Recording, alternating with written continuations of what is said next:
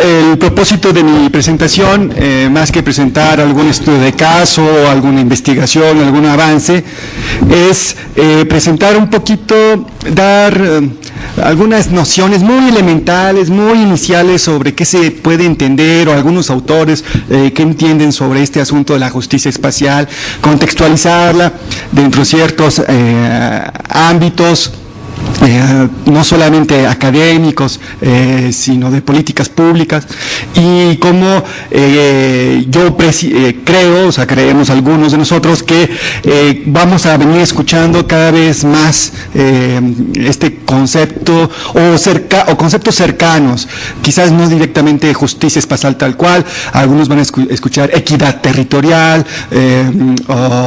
bueno, hemos encontrado como alrededor de unos 10 conceptos muy similares que se acercan unos con otros.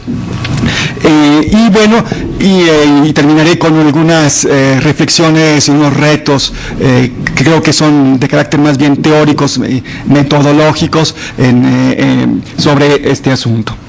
De antemano, pues, como Ruth lo comenta, pues, a la vez de ser profesor de la UAM, coordino el Observatorio Ciudadano, y esto entra... este evento organizado por el observatorio con el apoyo de la UACM y de la UAM Coajimalpa. Bueno, pues nos da mucho gusto de que estemos aquí, ¿no? ¿Por qué hablar de justicia espacial en la ciudad?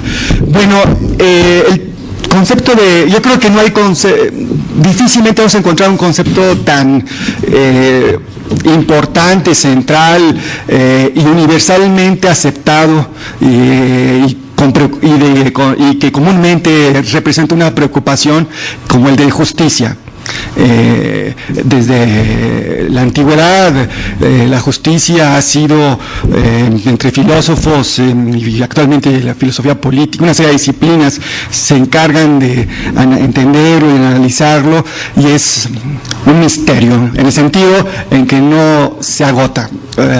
Podemos seguirlo hablando.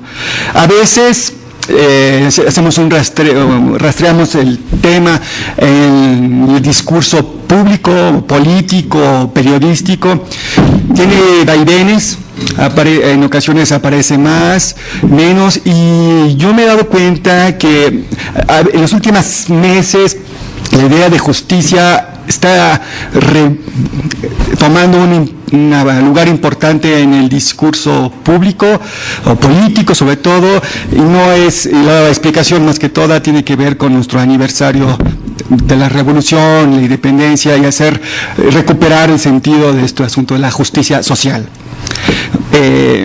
Algunos autores encuentran, si vemos cómo ha evolucionado este tema, algunas tensiones, contradicciones entre algunas nociones del asunto de la justicia, la desigualdad, la diferencia, etcétera. Unos entre este asunto de algunas injusticias de carácter natural, entre comillas, y otras de origen social. Cada vez vemos que le atribuimos menos causas a lo natural, y vemos de que la justicia o la injusticia tiene que ver más bien por procesos o estructuras de cómo está organizada la sociedad. Sin embargo,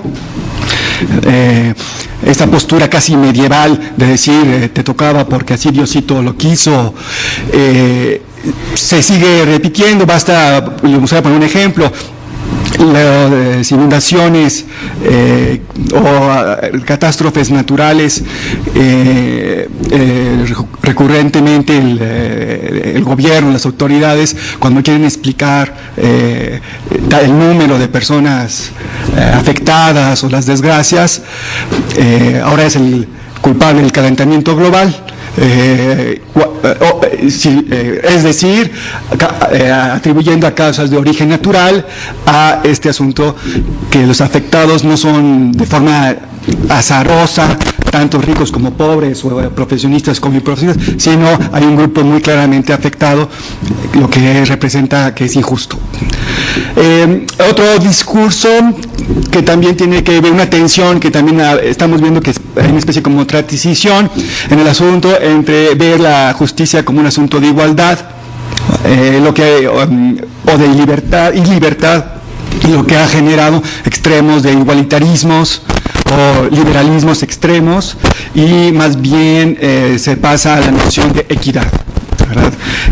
La otra postura que vemos es la postura en la reparación de las injusticias desde el punto de vista de una postura de compensación, a veces paternalista, a una postura de recuperación, de ayudar a que a aumentar las capacidades propias. Ahí se mezcla a veces con cuestiones de una consolación histórica, sobre todo cuando hablamos a una escala de las sociedades que han sido históricamente colonias de otras, y vemos de que algunas explicaciones de estas desigualdades tienen una especie de efecto histórico que algunos, una vez más, autoridades tratan de explicar, y eso me recuerda en el periodo de Fox, hablaban de la pobreza que le tocó hacer como un efecto histórico, o sea, que venía y quitándose un poco la responsabilidad actual. Entonces, es otro aspecto. El otro punto que tiene que ver con algunos aspectos de la justicia, como se ha abordado, es pasar de este asunto de justicia distributiva, que es la que en gran medida seguimos hablando, es decir, en el discurso académico, político, oficial, público, es en la búsqueda de una redistribución de la riqueza, de los recursos, de las oportunidades, etcétera. Y teóricos recientes critican esta visión de la justicia y hablan más bien de poner atención no en los resultados o en el estado, sino más bien en los procesos y en las dinámicas sociales e institucionales que generan estos patrones y principios distributivos de naturaleza injusta.